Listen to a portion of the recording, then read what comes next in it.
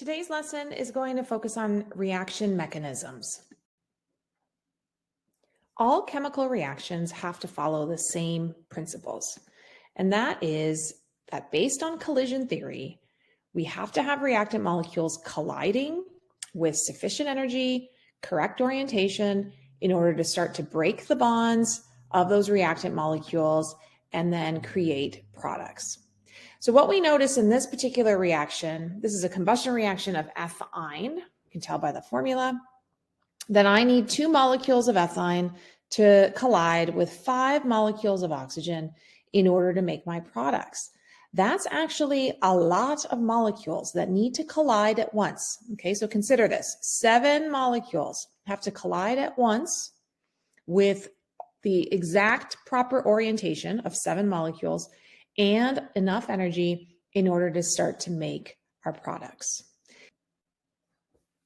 It is extremely unlikely that you would be able to get 7 molecules to collide together all at once and satisfy collision theory. So what happens then if that is a near impossible task to get a bunch of molecules to collide at once? Well, something called a reaction mechanism is what happens. And this is where we have a chemical reaction that likely occurs in a series of simple steps or little simple subreactions that may only require 2 or 3 molecules to collide at once. Or maybe it's just even 1 molecule that's a decomposition reaction that just needs to break down. These simple steps are called elementary steps.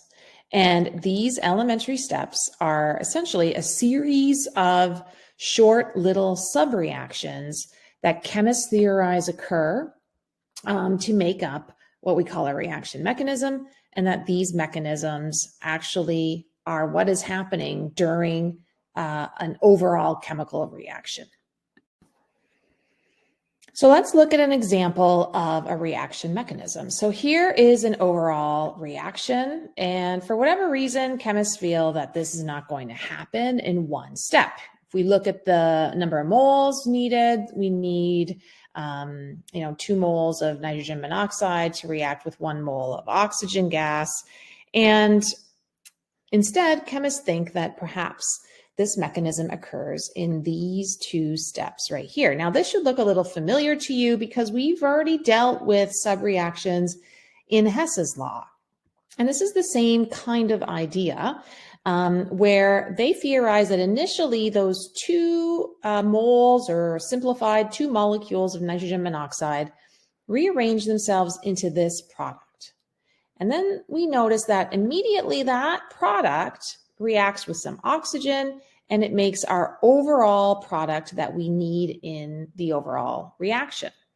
We are aware that we can cross out substances from reactant to product side if they are the same. And one thing that we want to notice is that this substance right here was produced, and then right away it was reacted away in the next elementary step. And something like this is what we call a reaction intermediate. And this is an important thing to notice, that those get produced and then they are reacted away. They cancel out. We don't see them in the overall, but we now will give them a term and we will call them a reaction intermediate. So these intermediates can be formed. They're typically short-lived. They're also important because this is what gives chemists clues as to what is happening in these subreactions. Perhaps one of those reaction intermediates is a type of acid. And if it was a type of acid, you might notice that the pH spikes, or goes down, I guess I should say, for a split second, and then it goes back to the original pH value. This is telling chemists then that maybe an acid molecule was created for a split second, and then it was reacted away in a subsequent subreaction or elementary step. And it just gives them clues as to how to come up with these mechanisms as they go through and try to figure out how these reactions occur. Let's take a look at a reaction mechanism, and we're going to put some relative values of how long each of these elementary steps occur.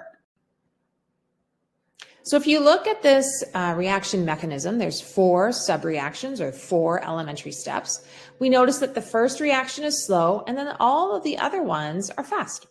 So even though we don't have values for actual rates, what would you consider this overall reaction to be? Based on these reaction mechanisms, would you expect it to be a slow or a fast reaction? Consider that for a second.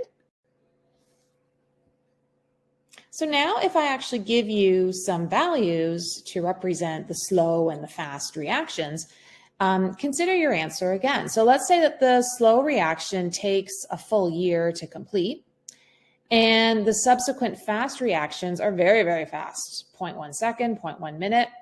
What would you now say is the overall rate of this reaction? Once we assign actual values to each elementary step, we know that it is going to be a slow reaction. The slowest step is going to take a whole year, and it doesn't matter how fast the rest of them are, you can't go as fast as the slowest step. So this slowest step in a reaction mechanism has a name, and it is called the rate determining step. And the overall rate of any reaction depends on the slowest step, or it depends on what we call this rate determining step.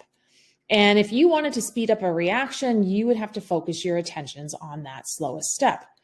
Here's an example of a PE diagram. We've seen these already, but now we notice that these are actually incorporating our reaction mechanisms. And I can see here that I have 1 reaction mechanism, 2, and then I have a 3rd reaction mechanism here. And if you looked at that diagram, which do you think would be the slowest step? So take a look at that. And we know that the rate of any reaction is dependent on the amount of activation energy that we need, or barrier, right, to get over. So when you're trying to find the slowest step of any mechanism, you basically want to measure, what are the EA values, right, for each of these mechanisms. This is clearly not it, number 2, because it's very, very short. And then we look at each of them, and I'm going to say I think that 3 might have the biggest EA barrier here. And then we can tell graphically that that would be the slowest step. So a few points to consider about the rate determining step. That step is always the slowest out of all the elementary steps in the mechanism. It tends to have a higher activation energy. It also tends to have a more tightly constrained geometry. And what that means is perhaps that rate determining step is going to have 3 molecules trying to collide at the same time, as opposed to the other elementary steps that maybe only have 2 molecules. So again, we know that the more molecules that need to collide at the same time, it's going to be harder to do that. Also, sometimes the states will have a lower potential energy. So if you're looking at the states of your reactants in these elementary steps, states that are solids have a lower potential energy than liquids. Gases have the highest potential energy. So if they have a lower potential energy, that just means they're going to need more activation energy in order to start to make products.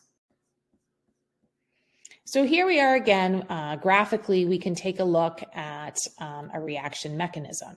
So there's some things that still have not changed from when we talked about potential energy diagrams in the first lesson. So the enthalpy is still going to be the difference between the products and the reactants. That has not changed, okay, in terms of the energy change. But you'll notice here that we have, again, 1 reaction mechanism and then 2 reaction mechanisms.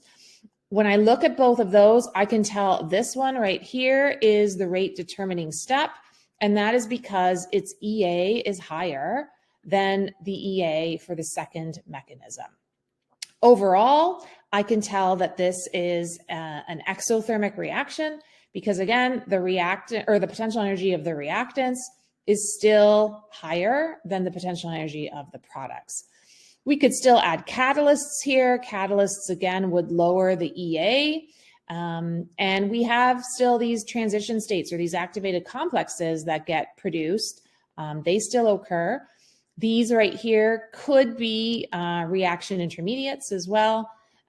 So again, a lot of things are the same. It just will notice, more little humps, right, or little bumps when we have a mechanism in a potential energy diagram.